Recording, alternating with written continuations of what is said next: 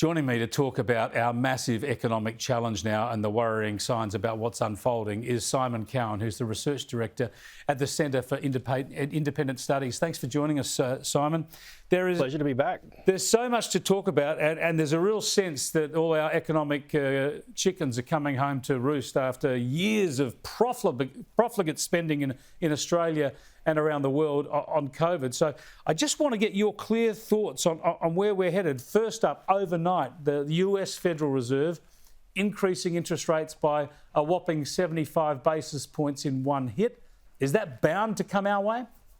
I think it is. I would expect to see the Reserve Bank now seeing more pressure for several 50 basis point increases. The market's pricing in a really very high level of interest rate rises and a speed of interest rate rises in particular that we've basically never seen since RBA independence. If we end up getting above 4%, for example, by this time next year, which seems to be the sort of median market forecast, that'll be an extraordinary tightening of interest rates. But again, we're seeing in the US in particular, they've gone up 75 basis points. I think that trend is going to continue while ever inflation is pushing 5, 6, 7, 8%. Well, with this happening and inflation high, it's little wonder then that yesterday the figures showed consumer confidence in Australia is heading down sharply. Yeah, I think that's, it's one of those interesting things. The economy in some superficial ways actually looks really good. Nominal growth is pretty high. Inflation is high, but unemployment is exceptionally low. I think the challenges that we're seeing, though, is in particular, what do we do when we get that inflation back under control? How do we do that? How do we rein in fiscal policy? How do we deal with those interest rate increases? And then what happens as a result of that? And that's what I think we're seeing reflected in the stock market and in consumer confidence. If the RBA is serious about tackling inflation, there's a genuine risk that they could push us into recession. And the impacts of that would be, quite significant, I think. Well, this is what we're talking about, the threat of recession. You've got to try and get a soft landing here in Keating terms, and everybody's worried about that. You mentioned the stock markets, dramatic falls on the stock markets in the US and Australia the last couple of days. No recovery today, a slight drop today on the Australian stock market.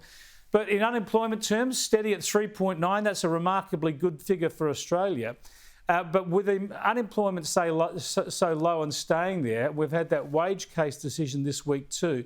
No one would deny the lowest paid workers a pay rise that keeps up with inflation. But are you worried that 5.2% increase is going to flow through the economy and actually feed inflation? I think that's quite likely the outcome from that decision. And one of the things that we have to remember, when you look at the Fair Work Commission's decision, it talks about how workers should be insured against the real wage falls that come as a result of inflation. But it seems like that's by far the most likely outcome to get from where we are now to a situation where inflation is back under control.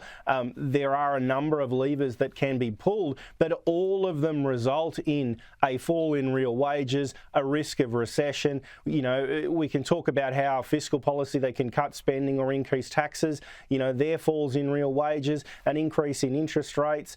We would see, for a start, unemployment would start to go up. We'd see, a loss of disposable income for mortgage holders, a slowdown in business investment, a slowdown in economic growth.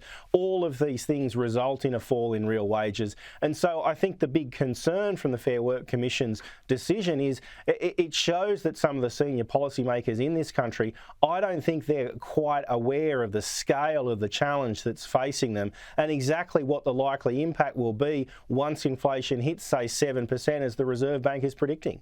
Yeah, it's a hell of a worry, really concerning economic storms ahead. And then on top of that, we've got this self-generated energy crisis. Now, that's going to feed into the inflation problem, at least in power price increases.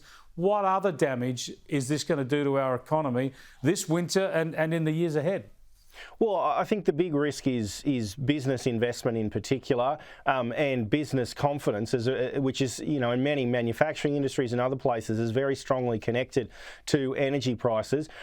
For a long time, we've sort of been able to ignore this trilemma that you see in energy prices between affordability, reliability, and sustainability. We're starting to try and shift that dial away from affordability, away from reliability, and towards sustainability. That comes with costs, that comes with negative outcomes. If the voters decide that that's the way they want to go, then that's a choice that they can make. But I fear that too many people are saying, oh, we can move to 100% renewables, we can cut emissions, we can do all this, it won't increase prices and it won't affect business confidence. And I just don't think that's possible. There is no way known that is possible. Thanks so much again for your clarity, Simon. I appreciate it. Absolute pleasure, Chris. Thanks again. Simon Cowan there from the Centre for Independent Studies. Of course, people in the teal seats and other places, they don't mind if their power prices go up. The power prices are nothing to them. For a lot of us, it's a big, big outgoing bill in our monthly expenditure.